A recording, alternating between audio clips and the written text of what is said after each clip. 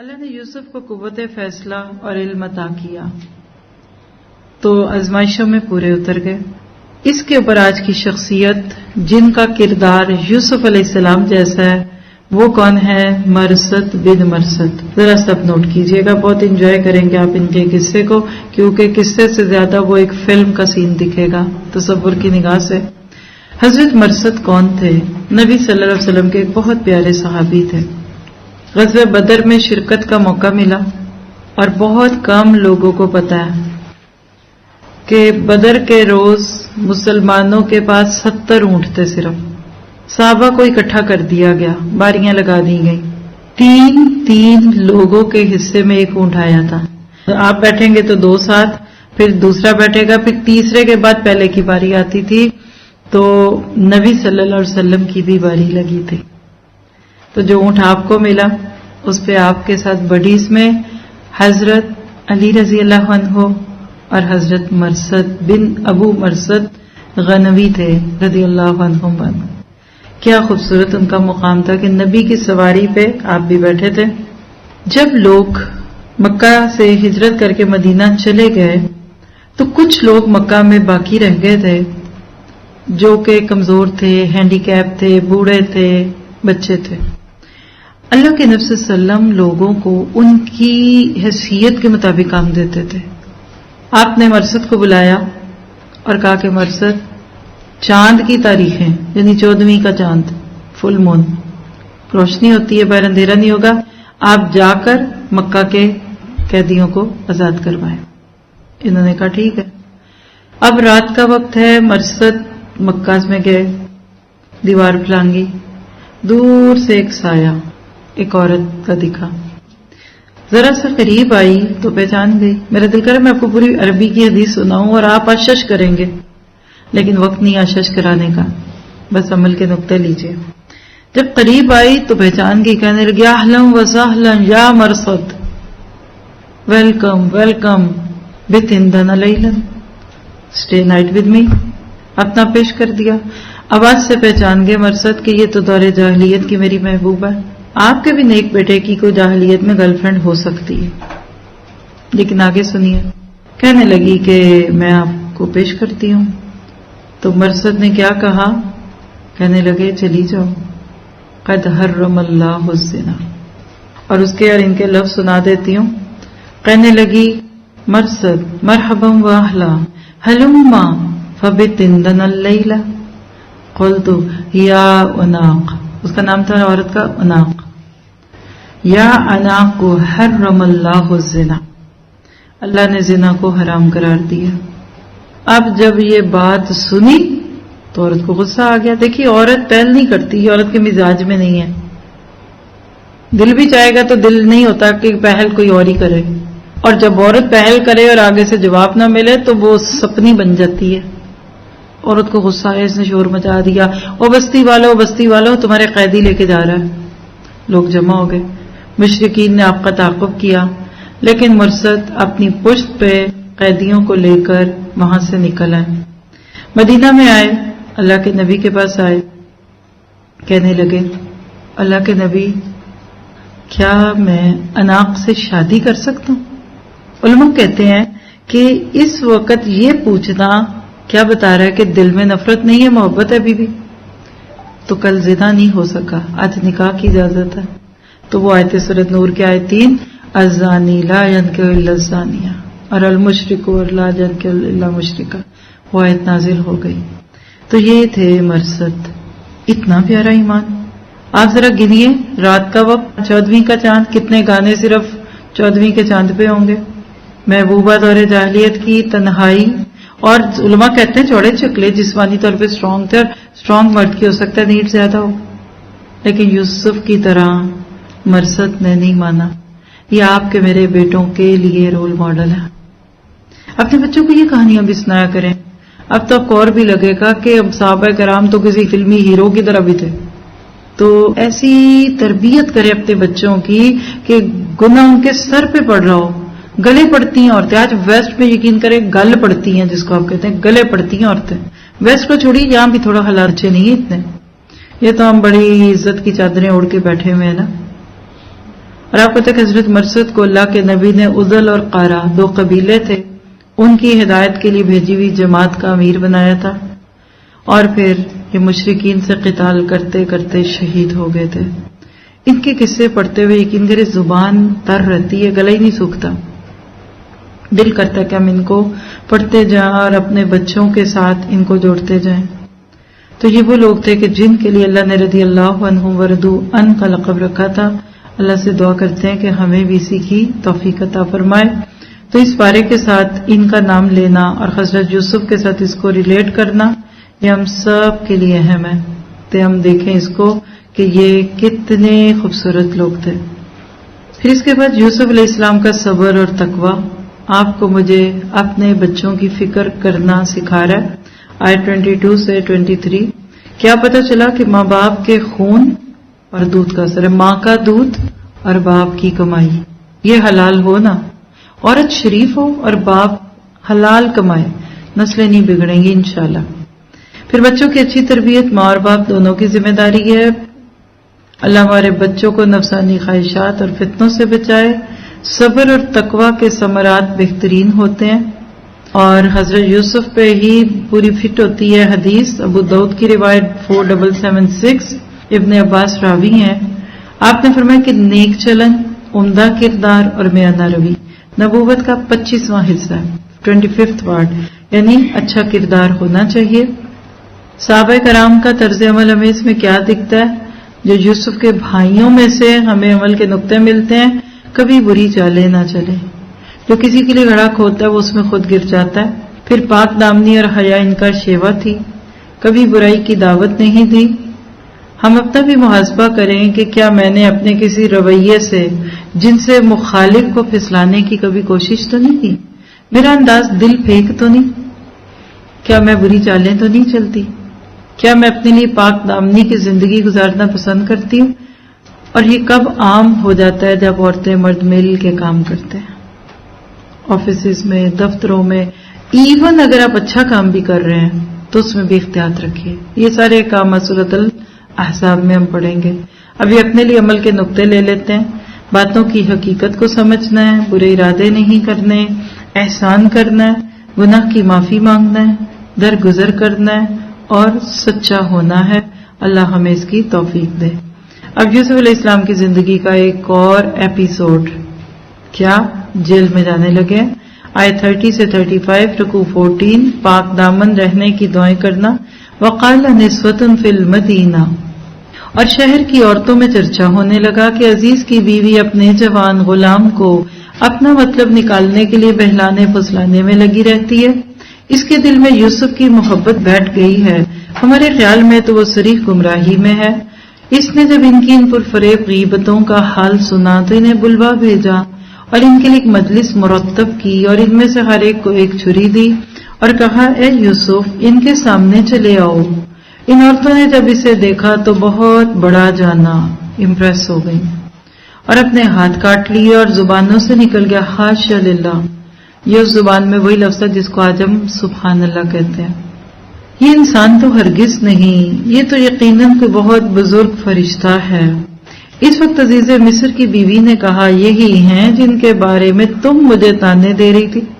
دیکھیے کتنی تیز عورت ہے، ذرا شرمندہ نہیں ہو رہی بلکہ کہہ رہی تم نے تو سب کے بیچ میں اس کو دیکھا ہے تو تمہارا یہ حال ہے، مجھے دیکھو میں تو اس کے گھر میں تنہا بھی رہتی تھی۔ نعوذ باللہ، میں نے ہر چند اس سے اپنا مطلب حاصل کرنا چاہا۔ بے تکلف دوستوں میں عورتیں اپنے دل کی بات کھول دیتی ہیں، یہ کھول رہی ہے۔ شوہر سن لیتا تو کہتا ابھی تو کچھ اور کہہ رہی تھی، لیکن یہ بال بچا رہا، یعنی میرے ہاتھ ہی نہیں آیا۔ اور جو کچھ میں اسے کہہ رہی ہوں اگر یہ نہ کرے گا تو یقیناً یہ قید کر دیا جائے گا اور بے شک یہ بہت ہی بے عزت ہوگا۔ ابھی بھی آگ لگی ہوئی ہے اس کے اندر، یعنی ابھی اس کے اندر سے برائی نہیں گئی۔ اب یوسف کا ذرا حال سوچئے، خوشبوؤں میں لپٹی ہوئی، فیشن زدہ، ماڈ اسکارٹ کپڑے، برانڈیڈ جیولری پہنی ہوئی عورتیں اس پہ دل پھینک رہی ہیں۔ روایات سے ملتا ہے کہ وہی اٹیمپٹ جو بیوی نے اکیلے میں کی تھی اس کٹی پارٹی میں ان عورتوں نے بھی یوسف سے چاہی۔ اور اب سوچیے اس وقت مصر کا ماحول کتنا گندا ہو گیا تھا، مرد بدھو بیوقوف سے اور عورتیں کسی سر چڑی ہوئی ہیں۔ ایسے وقت میں پھر یوسف نے ایک دعا کی، کیا اے میرے پروردگار، جس بات کی طرف یہ عورتیں مجھے بلا رہی ہیں اس سے تو مجھے جیل خانہ ہی پسند ہے۔ اگر تو نے ان کا فن فریب مجھ سے دور نہ کیا تو میں ان کی طرف مائل ہو جاؤں گا اور بالکل نادانوں سے جا ملوں گا۔ اس کے رب نے اس کی دعا قبول کی اور ان عورتوں کے دو پیچ اس سے پھیر دیے۔ یقیناً وہ سننے والا جاننے والا ہے۔ پھر ان تمام نشانیوں کے دیکھ لینے کے بعد بھی انہیں یہی مصلحت معلوم ہوئی کہ یوسف کو کچھ مدت کے لیے قید خانے میں رکھیں۔ بڑے لوگ اکثر ایسے ہی کرتے ہیں، زبانوں کو خاموش کروانے کے لیے جیلوں میں ڈال دیتے ہیں ایسے لوگوں کو جس سے بات باہر جانے کا ڈر ہو۔ اور آپ دیکھیے کہ عزیز مصر نے سوچا تھا کہ بات باہر نہ جائے، تبھی تو بیوی کو کہا تھا نا چپ کر جاؤ، اور یوسف تو بھی نہ کسی سے کرنا، بات تو باہر چلی گئی۔ تو اس پورے حصے میں مصر کے اس اونچے طبقے کی عورتوں کا مزاج سمجھ آتا ہے۔ یوسف کو انہوں نے اپنے سامنے ایک خوبصورت آبجیکٹ کے سامنے پیش کیا اور پھر اپنی خباثت یعنی اپنے دل کے جذبات دکھائے کہ دیکھو بتاؤ بھلا اتنے خوبصورت انسان سے کوئی الگ ہو سکتا ہے؟ اور یہ جو انگلیاں کاٹنا، یہ کرنا، یہ کرانا، آپ دیکھیے کہ انہوں نے چھری سے پھل کاٹتے ہوئے اپنے ہاتھ زخمی کیے، لیکن یوسف نے اپنی پوری توجہ اللہ کی طرف لگائی ہوئی تھی۔ اللہ تعالیٰ کی عظمت اور کبریائی کا احساس ان پر اتنا غالب تھا کہ ان کو ان عورتوں کے حسن کی طرف دیکھنے کی ضرورت ہی پیش نہیں آئی کہ میں بھی تو ذرا کچھ متاثر اور ذرا میں بھی تو دیکھوں۔ آج ایک مرد عام سا بھی ہو نا، اللہ معاف کرے، معاف برا نہ منائیے گا، آپ نے سیگریگیشن بھی کی ہوگی نا، تو کچھ مردوں کو شوق ہوتا ہے بھی عورتوں میں آنا۔ وہ بیوی کو ڈھونڈ رہے تھے، اماں کو بلا رہے تھے، باجی آئی ہیں میں مل جاؤں، وہ بھابھی کو ملاؤں، اور جہاں چار عورتیں آئیں گی نا مرد کی چال ہی بدل جاتی ہے۔ نیک سے نیک مرد بھی ٹائی سیدھی کرتا ہوا آتا ہے کہ اندر عورتیں ہیں۔ آج آپ سیگریگیشن ختم کریں نا تو مردوں کا آدھا خرچہ ختم ہو جائے، لیکن یوسف ان عورتوں سے نہ امپریس، نہ ان کو امپریس کر رہے ہیں کہ ذرا میں بھی اپنی داڑھی صحیح کر لوں، کہ حالولیا ٹھیک کر لوں کہ میں اتنی عورتوں میں جا رہا ہوں۔ یہ سچے مومن ہیں جن کی نظریں اللہ پہ لگ جاتی ہیں نا، ان کو کسی میں کچھ کشش نہیں دکھتی۔ انہوں نے سب کو آنٹی کہنا ہے، باجی کہنا ہے، چاہے وہ بڑی ہیں یا چھوٹی ہیں۔ لوگ مائنڈ کر جاتے ہیں کئی دفعہ، لیکن فرق ہے انسانوں اور انسانوں میں۔ تو یوسف علیہ السلام کی نظریں بہت پاک تھیں، اور آپ دیکھیے کہ اب یہاں یوسف قید میں آ گئے۔ جب وہ عورتیں ساری یوسف کو اپنی طرف مائل نہیں کر سکی تو انہوں نے یوسف کو قید خانے میں ڈال دیا۔ آگے آپ دیکھیں گے کہ اب آپ کے میرے لیے کچھ عمل کے نقطے ہیں، اس کے بعد ہم یوسف کا اگلا دور پڑھتے ہیں۔ اپنے لیے عمل کے نقطے لکھیے کہ جن سے مخالف کی محبت کو دل میں نہیں بسانا اور پھسلانا بھی نہیں دل کو، جن سے مخالف کو پھسلانے کی کوششوں سے بھی بچنا، یعنی ادائیں اپنے شوہروں کو دکھا لیں جہاں سے شاید کچھ مل بھی جائے، غیروں کو دکھا کے کیا ملا۔ اب دیکھیے کہ آج کی عورت کو کیسا بیوقوف بنا دیا، ڈرائیور، سڑکوں پہ کام کرنے والے، اور ہر ایرا غیرہ نتھو خیرہ پوسٹر دیکھ رہے عورتوں کے، اور ادائیں، اور سر سے اوپر تک جائنٹ قسم کی عورتیں آپ کی رابی سینٹر کی عمارتوں پہ کھڑی کی ہوئی ہیں، ڈالمن پہ کھڑی ہوئی ہیں۔ ڈرائیور جن جگہوں سے گاڑی مشکل سے بچا کے نکالتے ہیں نا، وہ کہتے ہیں آگے عورت کی تصویر لگی ہوتی ہے، نظر ادھر چلی جاتی ہے۔ کتنی نہ سمجھ آج کی عورت۔ تو کیا پتہ چلا کہ اپنی عزت کی حفاظت کرنی ہے، اللہ سے اپنی پاک دامنی کے لیے دعائیں کرنی ہے، اور برائی کی دعوت بھی نہیں دینی اور گمراہ نہیں ہونا۔ آگے آئے 36 سے 42 میں، رکوع نمبر 15 ہے۔ اللہ تعالیٰ کو سچا علم ہے اور وہی علم عطا کرتا ہے۔ وَدَخَلَ مَعَهُ السِّجْنَ فَتَيَانِ، ان کے ساتھ ہی دو اور جوان بھی جیل خانے میں داخل ہوئے۔ ان میں سے ایک نے کہا کہ میں نے خواب میں اپنے آپ کو شراب نچوڑتے ہوئے دیکھا ہے۔ دوسرے نے کہا میں نے اپنے آپ کو دیکھا ہے کہ میں اپنے سر پر روٹی اٹھائے ہوئے ہوں جسے پرندے کھا رہے ہیں۔ ہمیں آپ اس کی تعبیر بتائیے، ہمیں تو آپ خوبیوں والے شخص دکھاتے ہیں۔ یہ نوٹ کیجئے گا، محسنین، جیل میں بھی یوسف کے بارے میں لوگوں نے غلط رائے نہیں قائم کی، کیونکہ وہ اصلی تھے، نقلی نہیں تھے۔ ہماری طرح تھوڑی دیر کے لیے ڈرائنگ روم مینرز اچھے نہیں کر لیے کہ مہمانوں کے آنے پہ بڑے اچھے اور اکیلے میں ملازموں کو اور بچوں کو ڈانٹنے والے۔ بچے کیا کہتے ہیں، ماما آج آپ اتنی نائس کیسے ہو گئی؟ کہنا آنٹی کو جانے دو، پھر پوچھتی ہوں آپ کو، ہے نا۔ اسی لیے پھر وہ ساری فرمائشیں اسی وقت آ کے منواتے ہیں۔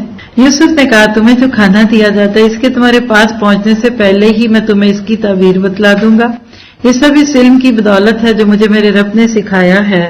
میں نے ان لوگوں کا مذہب چھوڑ دیا جو اللہ پر ایمان نہیں رکھتے اور آخرت کے منکر بھی ہیں۔ میں اپنے باپ دادوں کے دین کا پابند ہوں، یعنی ابراہیم اور اسحاق اور یعقوب علیہ السلام کے دین کا۔ ہمیں ہرگز یہ لائق نہیں کہ ہم اللہ کے ساتھ کسی اور کو بھی شریک کریں۔ ہم پر اور تمام اور لوگوں پر اللہ کا یہ خاص فضل ہے۔ وَلَٰكِنْ أَكْثَرَ النَّاسِ لَا يَشْكُرُونَ، لیکن اکثر لوگ ناشکری کرتے ہیں۔ اے میرے قید خانے کے ساتھیوں، کیا متفرق ایک پروردگار بہتر ہے یا ایک اللہ زبردست طاقتور؟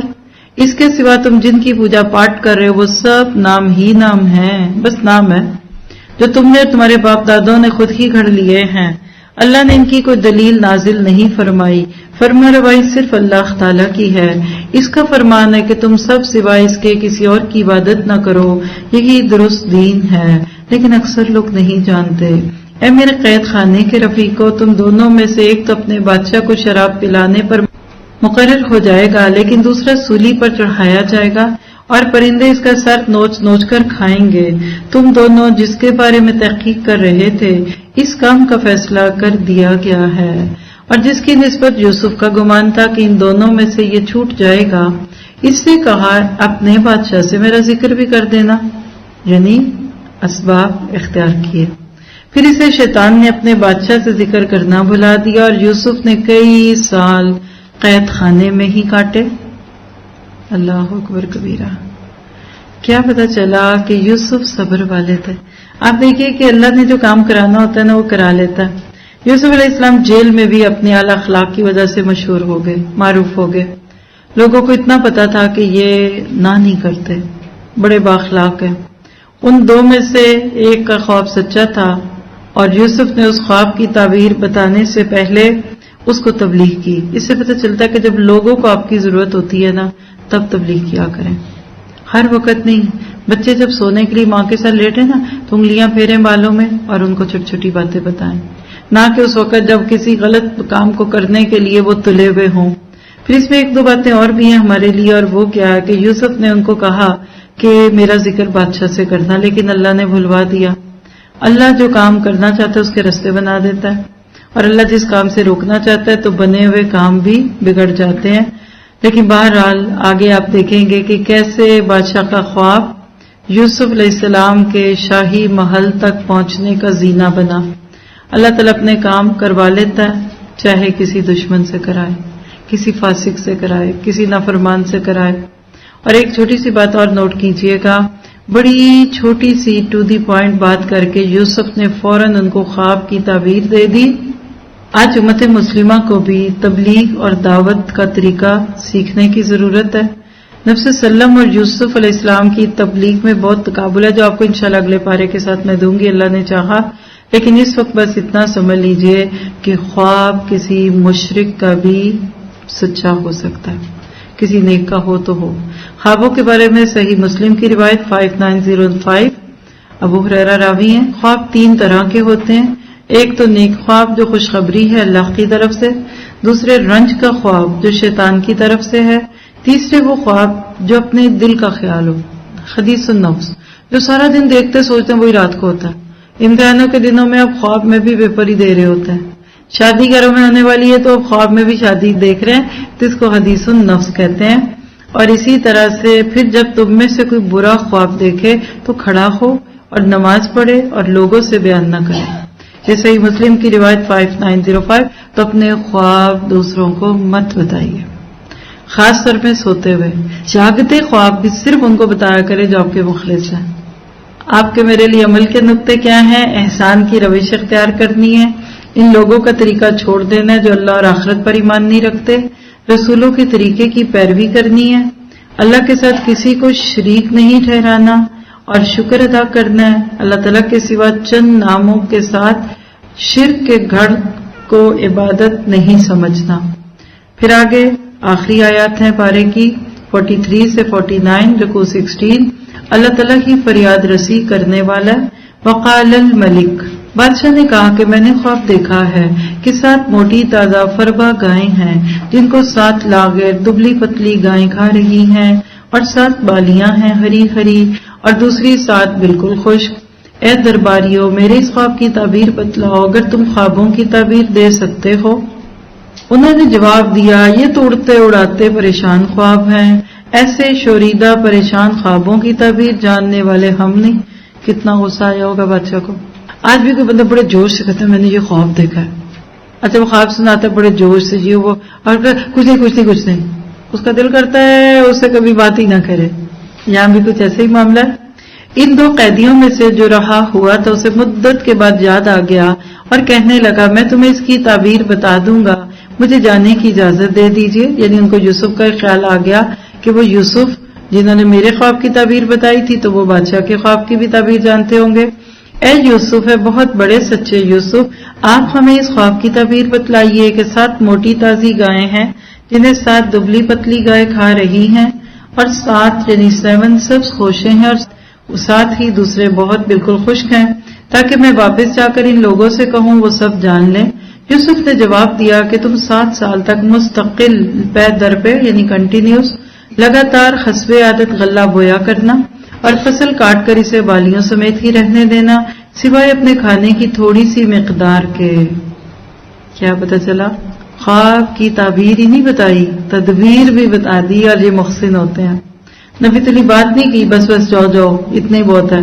کیا پتہ چلا کہ جب لوگوں کی ضرورتیں آپ سے لگی ہوں تو ان کو کشادہ پیشانی سے ہنستے ماتھے کے ساتھ ڈیل کریں۔ اس کے بعد 7 سال نہایت سخت قحط کے آئیں گے اور وہ اس غلے کو کھا جائیں گے جو تم نے ان کے لیے ذخیرہ کر رکھا تھا سوائے اس تھوڑے کے جو تم روک رکھتے ہو۔ اس کے بعد جو سال آئے گا اس میں لوگوں پر خوب بارشیں برسائی جائیں گی اور اس میں شیرہ انگور بھی یعنی انگور کا جوس گریپ جوس خوب نچوڑیں گے۔ یعنی پوری تعبیر بتا دی اور آپ کو بات بھی سمجھ آ رہی ہوگی کہ یہ جس کو دوسرا نے کہا تھا یہ تو بیکار خواب ہے، یوسف علیہ السلام نے جب اس کی اتنی اچھی تعبیر بتائی ہوگی تو بادشاہ کیوں نہ امپریس ہوتا۔ تو آپ کے میرے لیے عمل کے نقطۂ عنایات میں کیا ہے؟ سچائی کا پیکر ہونا ہے، اللہ ہی کو فریاد رس سمجھنا ہے اور اللہ تعالیٰ سے فریادیں بھی کرنی ہے اور سچائی کا پیکر بن جانا ہے۔ آخری آیات ہیں 50 سے 52، یہ رکوع پورا نہیں ہے، صرف 2 آیتیں باقی آگے ہے۔ خیانت کرنے سے بچنا ہے۔ وقال الملک، اور بادشاہ نے کہا کہ یوسف کو میرے پاس لاؤ۔ جب قاصد یوسف کے پاس پہنچا تو انہوں نے کہا اپنے بادشاہ کے پاس واپس جاؤ اور اس سے پوچھ لو کہ ان عورتوں کا حقیقی واقعہ کیا ہے جنہوں نے اپنے ہاتھ کاٹ لیے تھے۔ ان کے ہیلے کو صحیح طور پر جاننے والا میرا پروردگار ہی ہے۔ بادشاہ نے پوچھا عورتوں اس وقت کا صحیح واقعہ کیا ہے جب تم دو فریب کر کے یوسف کو اس کی دلی منشا سے بہکانا چاہتی تھی؟ انہوں نے صاف جواب دیا کہ معاذ اللہ، ہم نے یوسف میں کوئی برائی نہیں پائی۔ پھر تو عزیز کی بیوی بھی بول اٹھی کہ اب تو سچی بات نتھر آئی، میں نے ہی سے ورغلایا تھا اس کے جی سے، اور یقیناً وہ سچوں میں سے تھی۔ یوسف علیہ السلام نے کہا یہ اس واسطے کہ عزیز جان لے کہ میں نے اس کی پیٹھ پیچھے خیانت نہیں کی، اور یہ بھی کہ اللہ دغا بازوں کے ہتھ کنڈے چلنے نہیں دیتا۔ کیا پتہ چلا؟ آیت 50 میں یوسف علیہ السلام کی فضیلتیں، صبر، صداقت، خوابوں کی سچی تعبیر بیان کرنا اور پاک دامنی۔ اور اللہ نے ان کے ذریعے آپ کو مجھے کیا بتایا کہ اگر ہم بھی چاہتے ہیں کہ اللہ ہم سے راضی ہو تو نمبر 1 سچے لوگوں میں ہونا ہے، خیانت نہیں کرنی، مکاریوں سے بچنا ہے، اور اس بات کا یقین رکھنا ہے کہ اگر میں حق پہ ہوں تو اللہ میری بے گناہی ثابت کرے گا۔ اور اسی طرح سے یہاں پہ جو آپ اور میں اس پارے کے اس نقطے پہ دیکھ رہے ہیں وہ کیا ہے؟ کتنے صبر سے یوسف نے جیل میں وقت گزارا۔ جرم کیا ہوا شخص بھی جیل میں خوش نہ ہو، کہاں بے گناہ، لیکن بندہ مومن کی جنت اس کے اندر ہوتی ہے۔ امام ابن تیمیہ کو لوگوں نے آخری عمر میں جیل میں ڈال دیا تھا تو وہ وہاں سے لکھنے پڑھنے کا کام کرتے تھے اور کہتے تھے ان الجنت معیش، میری جنت میرے ساتھ ہے۔ روایت میں کہتے میرے اس سے زیادہ خوبصورت دن زندگی کے کوئی نہیں۔ بڑی بڑی کتابیں لکھی۔ جو اللہ کے رستے میں تکلیف آتی ہے اور آپ اس پہ راضی ہوتے ہیں نا، وہ آپ کی جنت کی سیڑھی بن جاتی ہے۔ یوسف علیہ السلام کا جتنا قصہ ابھی تک آپ نے پڑھا ہے یہ کیا بتاتا ہے کہ زندگی کے اتار چڑھاؤ سے گھبرائیے نہیں۔ چھوٹی سی بات پہ پریشان ہو گئے، ڈپریس ہو گئے، اینگزائٹی ہو گئی، دل دکھ گیا، کبھی نہ کریں۔ مومن ہمیشہ آپٹمسٹک ہوتا ہے، روشن خیال، پر امید ہوتا ہے۔ اللہ تعالیٰ نے یوسف کے لیے قید خانے سے باہر آنے کا راستہ ایسا عزت سے کھولا کہ بادشاہ نے خود بلوا لیا۔ آپ کے لیے بھی ایسا ہی ہوگا۔ ہم صفائیاں بہت پیش کرتے ہیں، ایکچولی، پلیز پلیز، یہ ہے وہ ہے۔ اچھا، وہ جس نے یوسف کو خواب سنایا اور وہ سچا تھا اور یوسف نے کہا کہ بادشاہ کو جا کے بتانا، اس کو شیطان کے ذریعے بلوا کیوں دیا گیا؟ اس لیے آپ سوچیے، ذرا امیجن کیجیے، اگر وہ جیل سے نکلا اور جا کر بادشاہ کو کہتا بادشاہ اسلام آباد جیل میں قیدی ہے، بیچارہ بے گناہ ہے، ذرا اس پہ بات کریں، تو کیا یوسف کی وہ حیثیت ہوتی جو بادشاہ کے خواب کے بعد ہوئی؟ تو زندگی میں کبھی کبھی تھوڑی سی دیر آپ کو عزت دلوانے کے لیے ہوتی ہے۔ اور ابھی اگلی عزت تو ہم اگلے پارے کے ساتھ جو پڑھیں گے سو پڑھیں گے، صبر صبر اور صبر، تقوی تقوی اور تقوی، اور احسان احسان اور احسان۔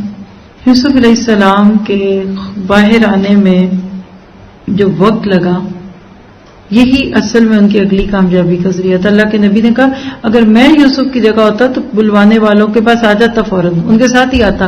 تو یوسف نے کہا نہیں، میں نہیں جاؤں گا، پہلے میرے اوپر جو مقدمہ ہے اس کی تحقیق کراؤ۔ پھر بادشاہ نے وہ فائلیں کھلوائیں، وہ عورتیں آئیں، ان کو عدالت میں بلایا، اور سب کے بیچ میں دیکھی عورت کہہ رہی ہے میں جھوٹی تھی، کل شوہر کے سامنے کہہ رہی تھی یہ جھوٹا ہے، اکیلا کمرے میں تھی نا، یعنی بند کمرے میں کیا کہہ رہی تھی کہ یہ جھوٹا ہے۔ آج سارے محفل اس کو کہنا پڑا ہے کہ الآن خصص الحق، اب حق کھل کے سامنے آ گئے، انا راودتہ عن نفسی، یہ میں تھی جو اس کو بہکاتی تھی، میں اس کو ٹیمپٹ کرواتی تھی۔ کیا پتہ چلا کہ جو غلطی آپ اپنی اکیلے میں نہیں مانتے، آپ کو بہت سارے لوگوں کے بیچ میں ماننی پڑتی ہے، اور اللہ جانتا ہے کہ اس کے بعد اس کے ساتھ کیا ہوا۔ لیکن یوسف علیہ السلام قید سے باہر آ گئے۔ اس پارے کے اینڈ پہ کیا سیکھا؟ اللہ کو ایک ماننا ہے، اپنی حیا اور عفت کی پاسداری کرنی ہے، ہدایت اور رہنمائی کا راستہ نہیں چھوڑنا، اور اپنی اولادوں کے ایمان کو پختہ کرنے کی ہر ممکن کوشش کرنی ہے۔ اور زندگی میں اگر کوئی بھی اونچ نیچ آ جائے تو 6 دنوں کا انتظار کیجیے، کیونکہ ایک حدیث میں آتا ہے انتظار الفرج، اچھے دنوں کا انتظار، فرج کہتے ہیں آزادی، من خیر العبادہ، عبادت کی بہترین قسم ہے۔ ایسا مطلب مستقل عبادت میں، مثلا بیمار ہے، کوئی آ کے بتا کیا حال ہے، نہیں میں ٹھیک ہوں، بس میں ٹھیک ہو جاؤں گی، میں ٹھیک ہو رہی ہوں، اس کو کہتے ہیں انتظار الفرج۔ حالات کیسے ہیں، میاں کا کام کیسا ہے، نہیں انشاءاللہ آگے جا کے ٹھیک ہو جائے گا، بی ہوپ فل۔ دیکھیے اگر ہم یہ کردار اپنا لیں تو بات بہت بڑی بن جائے گی۔ اگر اس الزام کے ساتھ جیل سے نکل آتے، کبھی کل اللہ کے دین کی خدمت نہ کرتے، اور خاص طور پہ ہم میں سے جس نے دین کی خدمت کا فیصلہ کیا ہے، چاہے گھر دے کر، چاہے گاڑی دے کر، چاہے بول کر، چاہے کرسی میز سجا کر، ان کو ایکسٹرا کیئرفل ہونا ہے۔ اللہ کے نبی پہ سورہ مدثر میں کیا میسج تھا؟ والرجز فاہجر، اپنے کپڑے صاف رکھنا، وثیابک فطہر والرجز فاہجر، یعنی ذات پہ دھبا نہ لگے۔ امام بخاری کے اوپر ایک وقت ایسا گزرا، کسی کشتی میں سوار ہوئے، اور بھی لوگ تھے، باتوں ہی باتوں میں اس شخص کو بتا دیا کہ میرے پاس 1000 اشرفیاں ہیں، گولڈ کوائنز۔ اس شخص کی نیت خراب ہو گئی، ذرا کشتی آگے گئی نا تو کھڑا ہو کے ایک دم کہنے لگا لوگوں میری اشرفیاں گم گئی، میری اشرفیاں گم گئی۔ لوگوں نے کہا کیا ہوا؟ تلاشی لے لیتے ہیں، کدھر ہوں گی؟ ادھر ہی ہوں گی نا۔ اس کا خیال کیا تھا کہ ابھی جب تلاشی لی جائے گی تو امام بخاری کے پاس اشرفی نکل آئیں گی، اور کوئی بھی نہیں مانے گا کہ ان کی نہیں میری ہیں، تو مجھے مل جائیں گی۔ خیر تلاشی شروع ہو گئی، ساری کشتی کی تلاشی لی، ایک اشرفی نہیں ملی۔ سب نے کہا بیٹھ جاؤ آرام سے، کوئی نہیں لائے، تم ایسے جھوٹ بول رہے ہو، شور مچا دیا، بیٹھ گئے چپکے سے۔ سفر ختم ہوا، بچھڑ گئے۔ کچھ عرصے کے بعد وہ شخص امام بخاری کو دوبارہ ملا، کہنے لگا ایک بات تو بتائیں، جب آپ کے پاس اشرفیاں تھیں ہی نہیں تو آپ نے مجھے کیوں کہا کہ میرے پاس 1000 اشرفیاں؟ اور پھر میری نیت بھی بگڑ گئی اس پہ۔ کہنے لگے میرے پاس اشرفیاں تھیں۔ اچھا تو پھر تلاشی کے دوران نکلی کیوں نہیں؟ کہنے لگے کہ جب میں نے دیکھا نا کہ تیری نیت میں فطور آ گیا ہے اور تم میرے پہ الزام ثابت کر کے وہ اشرفیاں لینا چاہتا ہے تو میں نے چپکے سے وہ تھیلی پکڑ کے پانی میں پھینک دی. اللہ اکبر کبیرہ. کیوں کہ اگر آج تلاشی کے دوران یہ اشرفیاں میرے پاس مل گئیں تو کل لوگ مجھ سے حدیث نہیں لیں گے کہ اس پہ چوری کا الزام ہے. 1000 اشرفی قربان کر کے ورجز فاہجر یہ کرنا پڑتا ہے. اللہ کے نبی کہتے میں تو نہ اتنا صبر کرتا, میں تو وہ بلوانے والے کہتے فوراً چل پڑتا. حیرت ہے یوسف کے صبر پہ. تو پھر کیوں نہ اللہ ایسے لوگوں کے قصے کرے بیان, ایسے لوگوں کی باتیں بیان کرے. تو اللہ تعالیٰ آپ کی میری اصلاح فرما دے. سبحان ربک رب العزت عما یصفون وسلام علی المرسلین والحمد للہ رب العالمین. السلام علیکم ورحمۃ اللہ وبرکاتہ.